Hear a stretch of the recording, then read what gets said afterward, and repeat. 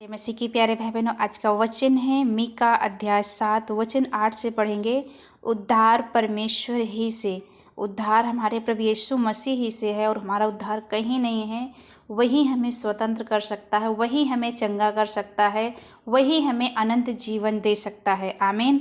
और किसी में इतनी सामर्थ्य नहीं कि वो हमें बचा सके, वो हमें छुड़ा सके, वो हमारे पाप से आज़ाद कर सके, वो हमारे जो हम अशांति में नहीं है, अशांति में है, उस अशांति से लाकर हमें शांति में रखे। हालेलुया। तो ऐसा केवल परमेश्वर ही कर सकता है, उद्धार केवल परमेश्वर ही से है। हालेलुया। आइए वचन में चलते हैं। हे मेरी बैरिन, मुझ पर आनंद मत कर, क्योंकि ज्यों ही मैं गिरूँगा त्यों ही उठूँगा, और ज्यों ही मैं अंधकार में पड़ूँगा त्यों ही यहोवा मेरे लिए ज्योति का काम देगा। हालेलुया। प्रभु का वचन कहता है कि ज्यों ही मैं गिरूंगा वैसे मैं उठ भी जाऊंगा, और जैसे मैं अंधकार में पड़ूंगा वहाँ से भी मैं ज्योति, प्रभु हमें काम देगा। मैंने यहोवा के विरुद्ध पाप किया। किसके विरुद्ध हमने और आपने पाप किया?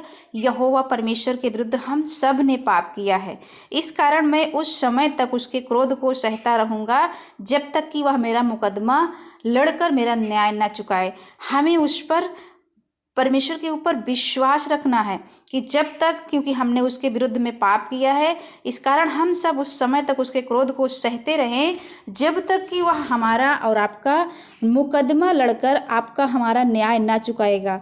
उस समय वह मुझे उजियाले में निकाल ले आएगा। हालेलुया। उस समय प्रभु यीशु मसीह आपको उजियाले, अंधियारे में से उजियाले में निकाल लाएगा, और मैं उसका धर्म देखूंगा। आप क्या देखोगे?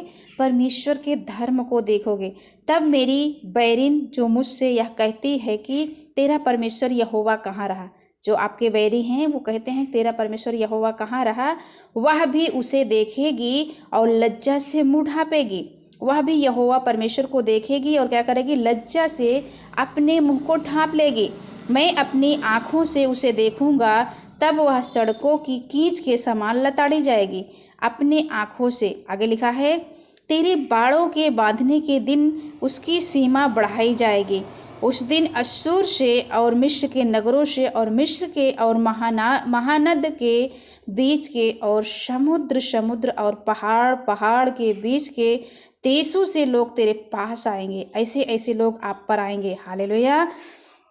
आगे लिखा है, तो भी यह देश अपने रहने वालों के कामों के कारण उजाड़ ही रहेगा।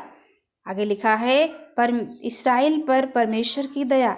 यहाँ लिखा, जैसे कि मिस्र देश से तेरे निकल आने के दिनों में, वैसे ही अब मैं उसको अद्भुत काम दिखाऊंगा। आमीन।